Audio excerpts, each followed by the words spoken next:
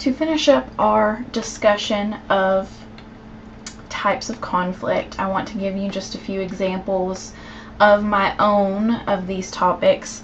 Man versus man, I didn't come up with anything specific because honestly this is the most common type of conflict. I didn't think that anyone would have trouble coming up with this type of conflict because it is the most common. Man versus nature, the TV show that Bear Grylls has would be considered man versus nature. He's out in the wild surviving on his own. Nature is against him and he has to figure out how to survive. From a fictional literature standpoint, the novel Hatchet by Gary Paulson would be considered man versus nature. This is a book about a young boy on an airplane. The plane goes down, everybody dies except for him, and the rest of the book is him by himself in nature, going through various trials and having to figure out how to survive out in the wild. Man versus obstacle or society, an excellent example of this is To Kill a Mockingbird by Harper Lee.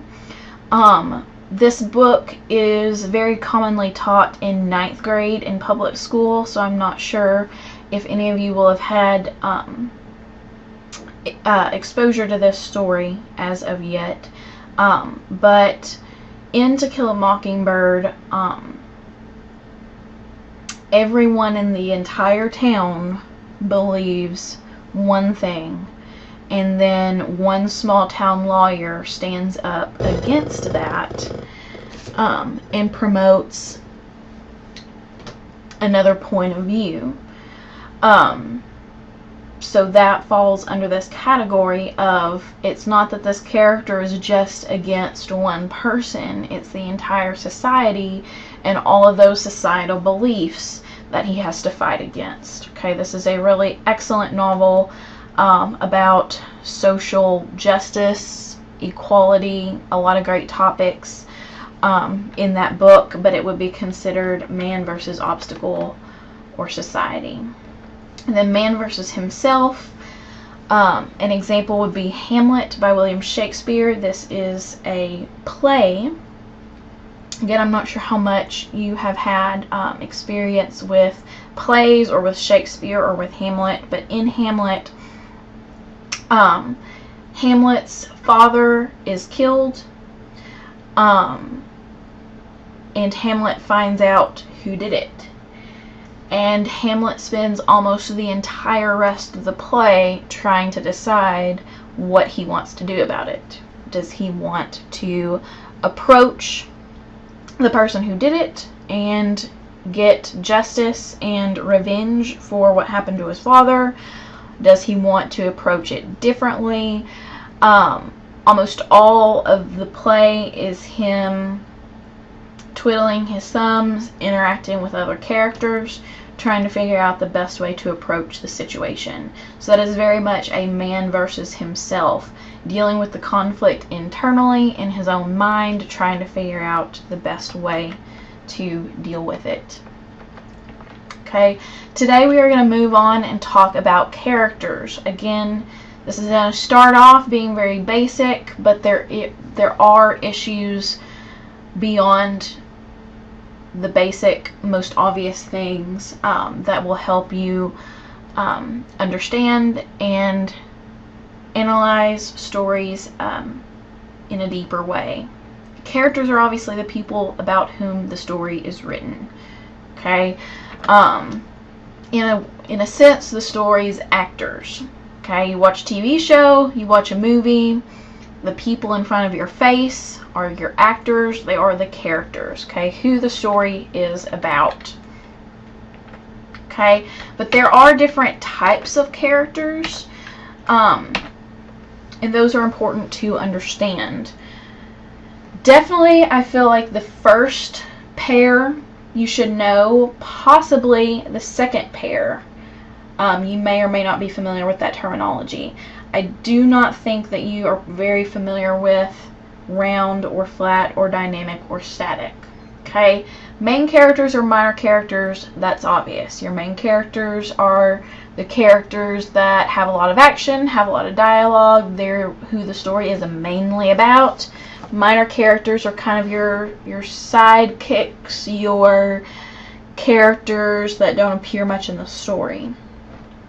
Okay, a protagonist is the air quote good guy who the story is about, your main character. Your antagonist is your air quote bad guy, the person who is in conflict with the protagonist. And then you have round characters, flat characters, dynamic characters, and static characters. And that's going to be getting into some different territory than perhaps you are used to. Okay guys, so I recorded this lecture long before I found the pretest that we used in class, long before you took the pretest we used in class. The pretest we used in class, I gave it to you before I realized that there were actually some incorrect definitions on the test. The test had the terms round character and flat character. The definitions were wrong, okay? So please don't let that confuse you. Hopefully, as you follow along on this lecture, you will get the right definitions.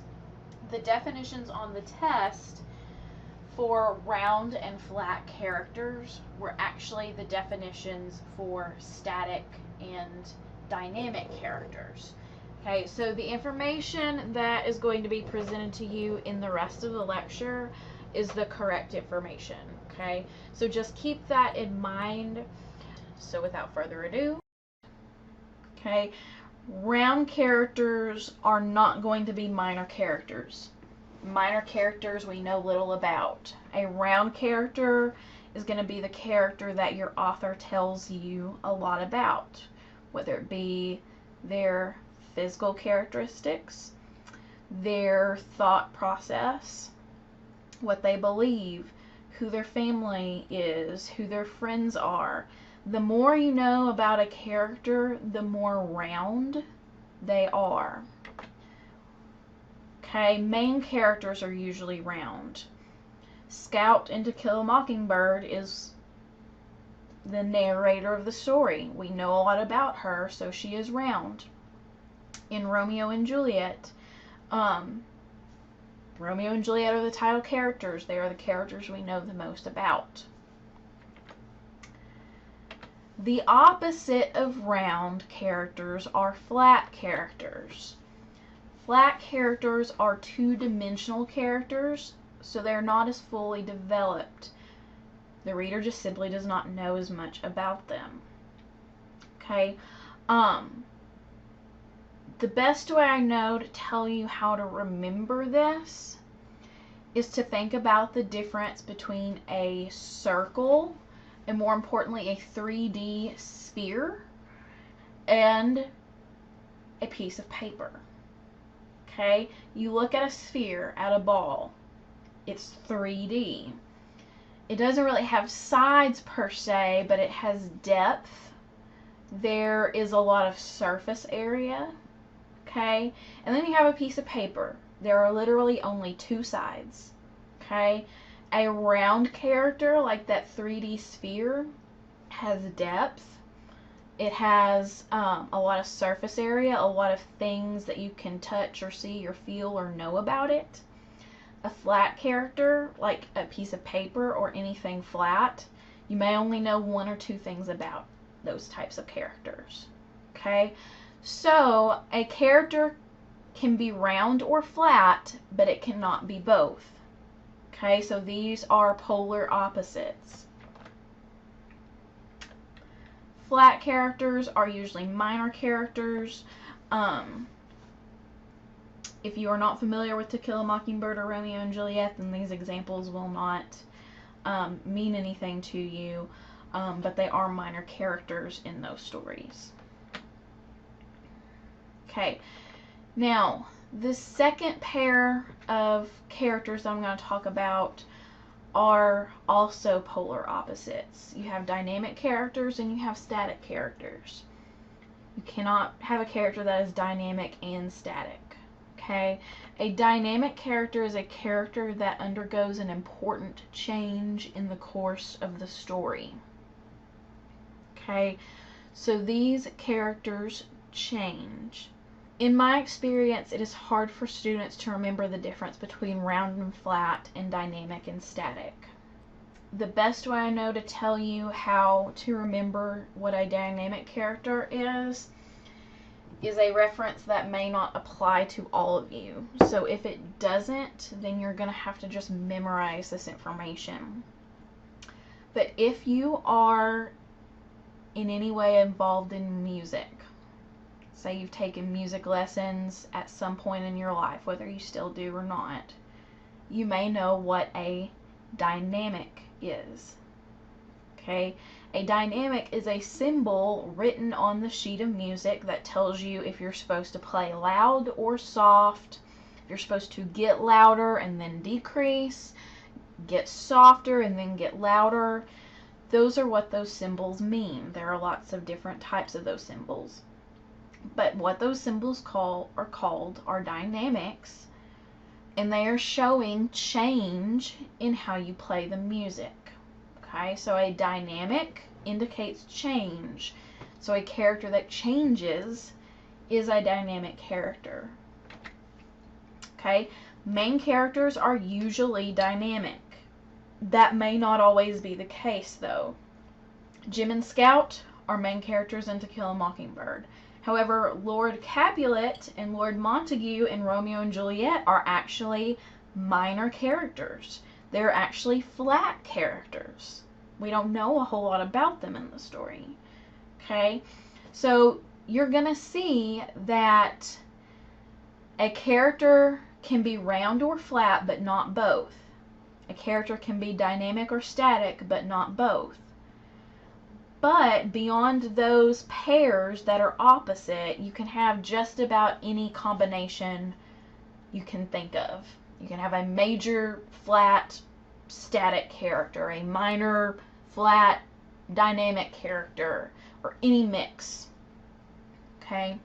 So that's just something to keep in mind as we continue this discussion.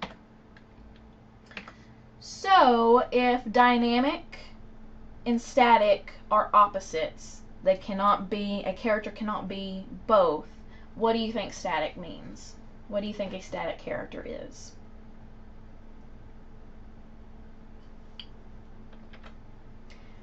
A static character is a character that does not undergo change. They remain essentially the same at the end of the story as they were at the beginning. Okay, so usually static characters are minor characters. They may or may not be flat. They may or may not be round. They may or may not be major. They're usually minor, but not always. Okay.